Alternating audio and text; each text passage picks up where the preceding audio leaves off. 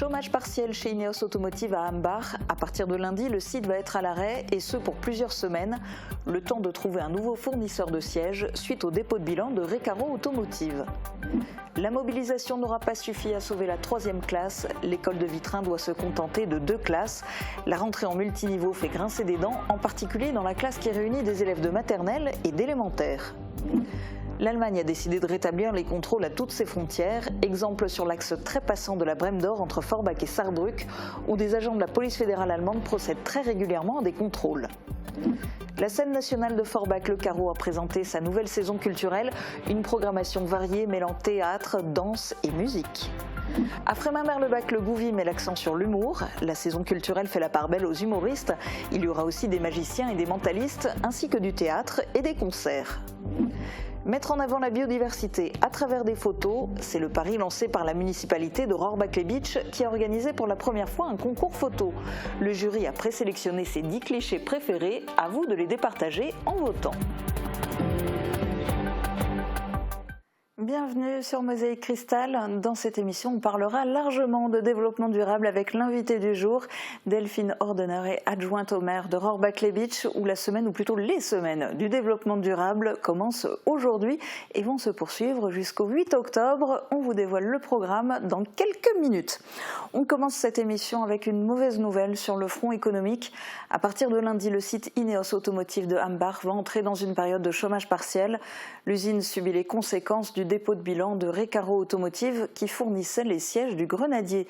Cette période de chômage partiel pourrait durer plusieurs semaines, le temps pour Ineos de trouver un nouveau fournisseur. Pas de chômage en revanche pour le recteur. Richard Lagagné, recteur de l'Académie Nancy-Metz, va rejoindre Matignon. L'information a été publiée hier au journal officiel. Il est nommé au poste de conseiller du Premier ministre Michel Barnier pour l'épauler sur les questions d'éducation, d'enseignement supérieur et de recherche. Il était en poste depuis 2 ans dans notre académie. À Vitrain, l'école communale doit faire face à une nouvelle fermeture de classe pour la rentrée scolaire. Malgré une mobilisation continue des parents et des élus ces derniers mois, cette suppression n'a pas pu être évitée. L'école compte désormais 2 classes au lieu de 3. Élèves de maternelle et d'élémentaire doivent se partager l'une de ces classes. Une rentrée multiniveau qui fait réagir les élèves et leurs parents à la sortie de l'école. Ils étaient au micro de Camille Henriot. Depuis le mois de septembre, l'école communale ne compte plus que 2 classes. La première accueille les élèves de petites, moyennes sections CM1 et CM2 et la deuxième, les élèves de grandes sections CP, CE1 et CE2. Oui, maintenant il y a les petites sections et moyennes sections chez nous. Maintenant la maîtresse a un petit peu moins de temps avec nous parce qu'elle doit s'occuper aussi des petits. Ce mélange de niveaux scolaires entre maternelle et élémentaire inquiète ce père de famille. Ce sont des classes qui sont donc très mixtes, avec des intérêts comme ils ne pourraient être plus divergents. Et donc, lors de la première réunion de parents d'élèves, les maîtresses nous ont déjà annoncé que par rapport aux activités scolaires qui auront lieu à l'extérieur de l'enceinte de l'école, comme par exemple un cours de natation qui fait partie du programme obligatoire, il y a de grands problèmes qui se présentent. Imaginez devoir animer un cours de natation à des élèves de CM1, CM2, en étant accompagnés d'enfants de petites sections qui ont 3 ans, voire moins encore. Ça relève de la mission impossible. Comment résoudre ce genre de problème? D'autres projets également sont menacés et donc là on voit directement l'impact négatif de cette décision pour les enfants. Pendant des mois, il s'est mobilisé aux côtés des autres parents d'élèves pour éviter cette suppression de classe. Plusieurs manifestations ont eu lieu devant l'école notamment ou encore devant la préfecture de Moselle. Mais cela n'a pas suffi à éviter cette suppression de classe. Une mauvaise nouvelle pour l'école qui accueille presque autant d'élèves que l'an passé, 42 contre 46 écoliers l'an dernier, répartis sur 2 classes gérées par 2 enseignantes. Le fait de se dire que notre enfant se retrouve dans une classe quadruple, un niveau quadruple, ça fait quand même c'est assez inquiétant. Mais après, on a confiance dans l'enseignement, on sait que les maîtresses elles feront le maximum pour que tout se passe bien. La commune elle a fait son maximum au niveau de l'école pour pouvoir accueillir les enfants dans les meilleures conditions possibles. Donc voilà, on sait que c'est compliqué, le ressenti c'est voilà, on espère que ça se passera bien. Nous souhaitons observer comment évoluent les choses et si les problèmes que nous prévoyons se concrétisaient, nous aurions de nouveau une réflexion et nous aurions surtout des éléments de preuve qui nous permettraient de montrer aux décideurs, de démontrer l'impact qu'a pu avoir cette suppression de postes et de classes. Les parents veulent maintenant se laisser du temps pour voir à quoi ressemblera concrètement cette année scolaire avant d'entamer peut-être de nouvelles démarches pour préserver leur école à Vitra. On vous l'avait largement détaillé dans l'émission de lundi, l'Allemagne a rétabli des contrôles à ses frontières. Depuis le 16 septembre, des agents de la police fédérale allemande procèdent à des contrôles réguliers, notamment la Brême d'Or sur la route entre Forbach et Saarbrück. Reportage de Marie Vin.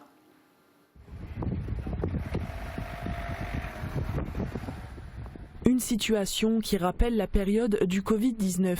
L'Allemagne a décidé de rétablir les contrôles aux frontières avec le Luxembourg, les Pays-Bas, la Belgique, le Danemark et la France. Depuis lundi 16 septembre, des agents de la Bundespolizei procèdent à des contrôles à la Brême d'Or sur la route entre Forbach et Saarbrück. D'un côté c'est bien, sauf que là je perds du temps, normalement je travaille. Et c'est ça qui perd du temps, quoi. Personnellement, ça me dérange pas forcément, mais là, quand on est assez pressé, on va dire que ça fait perdre du temps, quoi. Une mesure adoptée par la coalition du chancelier Olaf Scholz au nom de la lutte contre l'immigration clandestine et la sécurité intérieure. Also die Ziele sind bundesweit aktuell diejenigen, dass man eben versucht, die terroristischen Gefahren zu bekämpfen, aber auch die irreguläre Migration einzudämmen. Sie erfolgen zeitlich und örtlich flexibel, als auch nur stichprobenartig. Die Grenzen sind nicht geschlossen, sondern weiterhin offen. Wir führen eben nur die vorübergehend wieder eingeführten Grenzkontrollen durch. Des contrôles qui inquiètent les défenseurs de la libre circulation voulus par l'espace Schengen et notamment Philippe Kremer, professeur de linguistique française à Bruxelles et originaire de la Sarre. Je vois dans ces mesures une décision qui est parfaitement contraire aux objectifs initiaux de la Sarre. Ces contrôles nuisent directement à la vie transfrontalière. Ils envoient un signal de méfiance et compliquent la mobilité. Une mesure également critiquée par le président du conseil départemental de la Moselle, Patrick Weiten. Je suis surpris et puis quelque peu déçu puisqu'on sait ce qu'ont donné les fermetures de nos frontières au moment de la période Covid, où ça a été un drame. Dramatiquement ressenti à la fois par la France, les Français, mais aussi les Allemands. Et donc quand on reparle de refermer les frontières ou alors d'être plus agressif, je vais dire, ou de façon plus importante les contrôles aux frontières, nous sommes inquiets. La Commission européenne a rappelé que des mesures de ce type doivent rester strictement exceptionnelles. Ces contrôles aux frontières entre la France et l'Allemagne devraient durer 6 mois. Circulation compliquée aujourd'hui au centre-ville de Sarreguemines pour réparer quelques dégâts causés notamment par l'eau et l'incendie d'une voiture.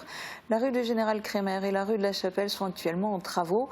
Ce chantier doit durer toute la journée. La réfection d'enrobé est en train d'être faite avec la pose notamment de ce revêtement spécial de couleur jaune. Des ralentissements de la circulation sont à prévoir jusqu'à ce soir. On va maintenant s'intéresser au développement durable avec l'invité du jour.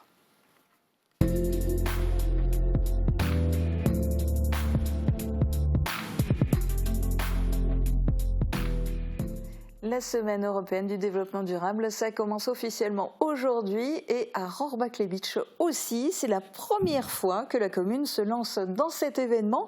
Qu'est-ce qui vous a décidé ? Bien, ça part de plusieurs choses. La semaine européenne du développement durable, donc c'est un événement qui est national, donc on n'a rien inventé, c'est quelque chose qui existe depuis une vingtaine d'années et ça converge vers des appels à projets, notamment du département. Donc on a ces infos-là et forcément c'est des thématiques qu'on évoque. C'est des thématiques qu'on a tous plus ou moins en tête par rapport à l'actualité, par rapport à tout ce qui se passe. Donc forcément, on se questionne, on réfléchit, et puis ça converge aussi avec des discussions qu'on peut avoir avec nos jeunes, parce qu'on a un conseil des jeunes, et les thématiques se rapprochent. Donc ça part de tout ça. C'est un petit peu le croisement de plusieurs idées qui fait qu'on se dit pourquoi pas. Et du coup, la commune s'est lancée dans le développement durable au sens large, puisque dans ces semaines de développement durable, il ne s'agit pas que de nature, d'écologie ou de climat. Exactement. C'est vrai que quand comme ça, de premier abord, on pense les fleurs, les papillons, voilà, la nature, la pollution. Mais quand on s'y intéresse, c'est vrai que c'est beaucoup plus vaste. Il y a tout l'aspect environnement, oui, prend une grosse part. On a l'aspect social, on a l'aspect économique. Donc préserver les ressources, mais les ressources au sens large. Il y a vraiment des thèmes surprenants quand on s'y intéresse de près. Alors là, du coup, ça va être une grande première à Rohrbach-les-Bitches. Et pour une première édition, vous voyez tout de suite les choses en grand, puisque la semaine du développement durable dure jusqu'au 8 octobre, avec plusieurs grands rendez-vous. Alors le programme complet est sur le site internet de la commune, www.rohrbach-les-beach.fr. Quels sont, vous, les rendez-vous que vous avez envie de mettre en avant ? Alors on a accès sur différentes choses. Donc la première chose, c'est les événements grand public, parce que forcément on a envie de s'adresser un peu à tout le monde, de sensibiliser un maximum de personnes. Donc on a le volet des conférences, donc qui nous a pris pas mal de temps, qui sont vraiment les événements grand public. On a les événements où on a voulu s'adresser à la jeunesse, donc la jeunesse pour la jeunesse, donc avec des événements qui sont dédiés aux écoliers de Rohrbach, avec un concours de dessin, des interventions aux écoles, avec un forum des métiers, des choses comme ça. Et voilà, donc tout ce qui est le volet sensibilisation au sens large. Et puis dans le cadre de cette semaine de la biodiversité, vous proposez aussi un concours photo. Alors le concours en soi est terminé, les photos ont été rendues, ce sont les habitants du Pays de Bitche qui pouvaient participer. Et hier soir, vous faisiez d'ailleurs vous-même partie du jury, qui s'est réuni pour effectuer une présélection. Marie-Morgane Pires était sur place aussi. Le thème, c'est la biodiversité sous toutes ses formes. Chaque participant pouvait présenter 5 photos. Les photos ne devaient pas être ni retouchées, ni faire l'objet d'un montage par le biais d'un logiciel photo, par exemple. Et le lieu de la photo doit obligatoirement être sur le banc de la communauté de communes du Pays de Bitche. Au total, 62 photos ont été réceptionnées. L'objectif de la soirée pour le jury est d'en présélectionner 10 qui seront ensuite soumises au vote du public. Un choix cornélien pour le maire, 2 adjointes et 2 membres du conseil municipal des jeunes. Non, j'aime bien. Il y a vraiment plusieurs éléments. Le brouillard derrière, je trouve que c'est une belle photo. Mais on est moins dans le thème de la biodiversité. Ouais, il y avait plein de belles photos. Les gens qui ont participé, ils ont fait un gros effort. Je ne pensais pas qu'on allait en avoir autant. Le choix était très dur et les photos étaient vraiment super jolies. Voici les 10 clichés réalisés par des photographes amateurs sélectionnés par le jury. Des photos mettant en valeur des paysages du territoire, des animaux ou encore des forêts. C'est la première fois que la municipalité de Rohrbach-les-Bitches organise ce concours photo, une initiative qui entre dans le cadre de la semaine du développement durable. Je m'attendais à une telle participation parce que les gens du Pays de Bitche sont très fiers de ce qu'ils ont autour d'eux et sont très contents de pouvoir le mettre en avant et le montrer. Donc je suis très content de la participation. Le vote du public se déroulera sur la page Facebook de Rohrbach-les-Bitches du 19 au 29 septembre pour désigner 3 clichés lauréats. Ces clichés pourront servir pour l'affiche de la Semaine européenne du développement durable 2025, d'accord, et également les affiches lauréates pourront être affichées, exposées aussi bien à la bibliothèque, dans les écoles, à la salle Schumann, lors d'un événement, peu importe. Les résultats seront dévoilés le 1er octobre. Et donc on sait déjà qu'il y aura une deuxième édition. On espère. Puisque la photo lauréate pourrait être l'affiche de l'édition l'année prochaine. On l'a vu dans le reportage et vous l'évoquiez dès le début de votre interview, il y a aussi des membres du conseil municipal des jeunes qui sont associés, partie prenante. Oui. Alors quel est leur rôle à eux ? Alors leur rôle déjà c'est un petit peu emmener les grands. parce que la jeunesse a un rôle à jouer. Et c'est assez rigolo de voir que quand c'est des jeunes qui portent, ça touche différemment d'une manière plus sensible, parce qu'ils ramènent leur sensibilité à eux, leurs préoccupations à eux, et bizarrement les grands écoutent les plus jeunes plus facilement. Et ça leur donnera peut-être l'idée d'aller écouter les conférences notamment, oui. Vous le disiez tout à l'heure, il y en a plusieurs. Oui. Et puis tout ça, ça démarre ce soir avec une table ronde, elle s'intitule « Le vivre ensemble aujourd'hui ». Ça veut dire que l'accent va être mis sur l'inclusion ? Oui, on est vraiment sur les notions d'inclusion avec toute la partie handicap. Donc, quels peuvent être les parcours de vie, quelles sont les actions qui sont faites. Donc on a des professionnels de ce milieu-là qui seront présents pour échanger. Donc ça va vraiment partir des questions. Les jeunes du CMJ ont bien préparé d'ailleurs cette intervention. C'est eux qui accueillent, c'est eux qui font l'introduction et c'est eux qui lanceront les premières questions. Donc on va vraiment être sur cette soirée de lancement sur la thématique du vivre ensemble. Je trouve que dans la symbolique, on est plutôt pas mal aussi. Et même bravo pour l'organisation et merci d'avoir été notre invité en direct sur Mosaïque Cristal. Et donc si vous voulez noter les dates, les différents événements, rendez-vous sur Internet et tous les rendez-vous sont gratuits et en accès libre. On part maintenant faire du tourisme. Elle n'existe que depuis juin 2024 et pourtant cette maison d'hôte vient déjà d'obtenir son label Qualité Moselle. C'est un ancien moulin reconverti situé à Sourtes qui peut accueillir 9 personnes. L'originalité de la maison d'hôte Paulus Müller, c'est l'organisation d'animations comme la fabrication de pain et l'utilisation d'une forge. La majorité des touristes viennent d'Allemagne, de Belgique, de Hollande et de plus en plus de France. Une piscine intérieure et assez de place pour accueillir 11 personnes, la Villa Maria de Petit-Ré-d'Archin a elle aussi obtenu le label Qualité Moselle. Et avec cette labellisation, la propriétaire de la chambre d'hôte a eu droit à une plaque en bronze réalisée par un artisan local. Elle a repris cet hébergement en 2013. C'est une reconnaissance pour toutes ces années de travail. Audrey Simon avait déjà obtenu le label Qualité Moselle pour sa marque de produits cosmétiques de la fleur au pot. Dans un instant, je vous donne plein d'idées de visite. Et oui, ce week-end ont lieu les journées du patrimoine. Vous en saurez plus juste après les prévisions de Météo France pour demain. Protégez et mettez en lumière votre maison avec toutes les nuances de crépi proposées par Moderabitat.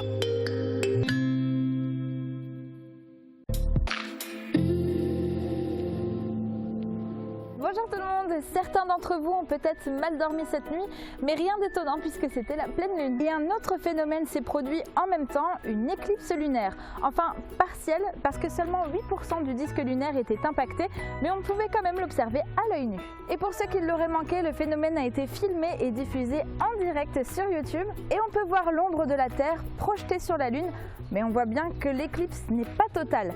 Et si vous avez pu photographier ce moment, n'hésitez pas à nous envoyer vos photos et je me ferai un plaisir de les partager. Et si les conditions étaient optimales la nuit dernière, elles le seront aussi demain.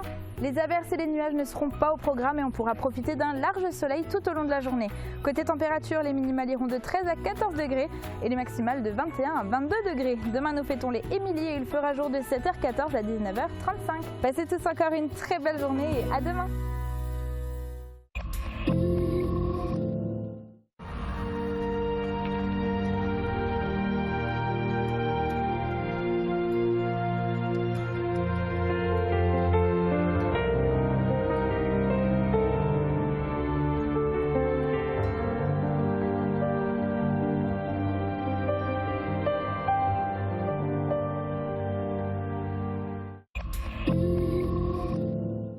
Bienvenue à la ferme, on se retrouve justement ici pour ce prochain numéro de Graines Sellos consacré au monde agricole. On partira à la rencontre de plusieurs agriculteurs français et allemands pour aborder des thématiques qui les concernent au quotidien, comme l'élevage. En début d'année, les agriculteurs français et allemands se sont mobilisés ensemble pour défendre des revendications communes. Qu'en est-il de cette solidarité aujourd'hui? Ce sont des questions que l'on se posera lors du prochain numéro de Graines Sellos. Rendez-vous ce vendredi 20 septembre sur Mosaïque Cristal. Sortez vos calepins pour prendre des notes. Le programme de ce week-end est particulièrement chargé. Honneur aux enfants, rendez-vous dimanche à Beach pour un concert Gospel Kids. L'événement est organisé par les Bouchons de l'Espoir du Beacherland au profit des enfants hospitalisés. Le concert est à 15h30, mais dès 15h, il y aura de l'animation musicale avec Patricia Nadler et sa harpe. Le festival des récits du dehors se poursuit. Rendez-vous vendredi soir au Simserhof. Pierre-François Doireau lira un extrait de Walt Whitman, Feuille d'herbe. Comme tous les rendez-vous de ce festival, c'est gratuit et il y a une solution de repli à l'intérieur en cas de mauvais temps. Récit du dehors à Enchenberg aussi avec des extraits d'Encabané de Gabriel Fitoshiba. Ce sera une lecture en musique par Géraldine et Thomas Milanese de la compagnie Mélo Coton. Ça se passe dimanche après-midi aux abords de la chapelle Sainte-Vérène. Les journées européennes de la culture juive se déclinent en plusieurs dates. Rendez-vous dimanche après-midi à Frauenberg pour une visite commentée du cimetière israélite. Votre guide sera Sylvia Kahn, vice-présidente des JECJ Lorraine. Et puisque vous serez à Frauenberg, vous pourrez en profiter pour faire un tour au château. Dans le cadre des Journées du patrimoine, des animations médiévales sont organisées par l'Association pour la sauvegarde du château et du patrimoine de Frauenberg. Les compagnons de la branche rouge vous proposent de nombreux ateliers. Entrée libre. Pour le château Hutschneider à Sarreguemines, il fallait en revanche réserver pour les visites nocturnes si vous ne l'avez pas fait. C'est trop tard, c'est complet vendredi soir et samedi soir, mais vous pouvez profiter des visites de dimanche en plate le matin, en français l'après-midi. Pas besoin de réserver et c'est gratuit et il y aura aussi des animations. Impossible d'être exhaustive concernant les journées du patrimoine. Sachez que tous les musées sont ouverts et gratuits avec de nombreux événements qui sont organisés et des sites insolites ouvrent exceptionnellement leurs portes. Alors voici encore quelques suggestions. Les journées du patrimoine sont l'unique occasion dans l'année de visiter le pavillon de Paul de Geiger en contrebas du casino des Faïenceries à Sarreguemines. Entrée libre samedi et dimanche après-midi. Le tribunal de Sarreguemines ouvre lui aussi ses portes au grand public, mais attention, seulement samedi après-midi. Et si vous voulez participer à la présentation historique du bâtiment et à l'un des 2 procès fictifs, il faut vous inscrire en envoyant un mail. Le Val-de-Gué-Blange participe aux Journées du patrimoine. Vous pouvez visiter la Maison de Léo, un exemple de l'architecture locale du XVIIIe siècle. C'est une visite guidée gratuite qui vous est proposée par l'association des Amis de la Maison de Léo. À Beach, vous pouvez chaque année découvrir une partie des souterrains de la citadelle, inaccessible au public le reste de l'année. Samedi et dimanche après-midi, vous pénétrerez dans les aménagements souterrains du bastion numéro 4. À Binin, vous pouvez faire une balade commentée pour découvrir les vestiges de ce bastion de la ligne Maginot. Votre guide sera l'historien local Léon Meyer.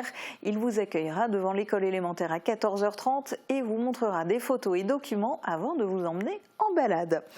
Enfin, à Gutsenbrück, l'accent sera mis sur le passé usinier de la commune. Vous pourrez observer des démonstrations de verriers et assister à la sortie de résidence de la compagnie Autant des mots avec l'histoire d'une radio de lutte ouvrière. Vous l'avez vu, le week-end est très chargé. Il y a aussi de nombreux rendez-vous culturels dans les prochains mois. Petit coup d'œil chez nos voisins, direction le Carreau, scène nationale de Forbach, pour avoir un aperçu de la nouvelle saison culturelle. Et le mieux placé pour en parler, c'est le directeur Grégory Covin. C'est une saison qui se veut vraiment ouverte au plus grand nombre, avec une programmation éclectique, non seulement en termes de discipline, mais également en termes d'esthétique. On a le lancement de saison le 28 septembre, avec plusieurs rendez-vous, dont en spectacle d'ouverture à 20h, Pierre Rigal et Hazard. C'est un chouette chorégraphe, très inventif, avec beaucoup d'humour dans les propositions qu'il fait. Et là, il a en plus travaillé avec de la magie nouvelle, avec des principes d'apparition, disparition. Donc c'est vraiment une jolie proposition chorégraphique.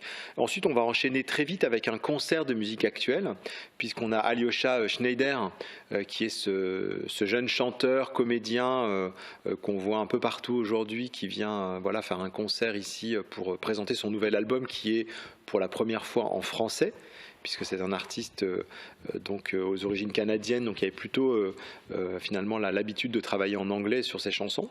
Voilà, on va avoir la poursuite de notre série sur les présidents de la République avec un spectacle autour de la figure de Giscard d'Estaing. Toujours mis en scène par Léo Cohen-Paperman et sa joyeuse équipe de comédiennes et comédiens. Voilà, on a plein de rendez-vous. On a le festival Loustic en novembre qui s'adresse à la jeunesse. Voilà, on a plein de rendez-vous et on vous invite à aller regarder la plaquette pour voir tout ce que vous pouvez venir finalement découvrir. La programmation est variée aussi au Gouvy à Frémin-Merlebach avec des pièces de théâtre, des concerts, un peu de danse, des magiciens, des mentalistes et surtout beaucoup d'humoristes. Je pense que tout le monde a besoin de rire. Et puis l'humour et le stand-up, c'est vraiment une sorte de spectacle qui se renouvelle chaque année. Chaque année, il y a de plus en plus d'humoristes qui sortent, de très bons. Donc voilà, nous on saute sur l'occasion. Moi, j'ai plein de coups de cœur. J'ai Clakentos à la fin de l'année, qui est un magicien mentaliste un peu à part, qui fait un peu peur. J'ai Tagada Jones, parce que la date métal, c'est vraiment une date très importante chez nous. J'ai plein de choses. J'ai Edgar Riff qui me fait très très rire, Laurie Perret.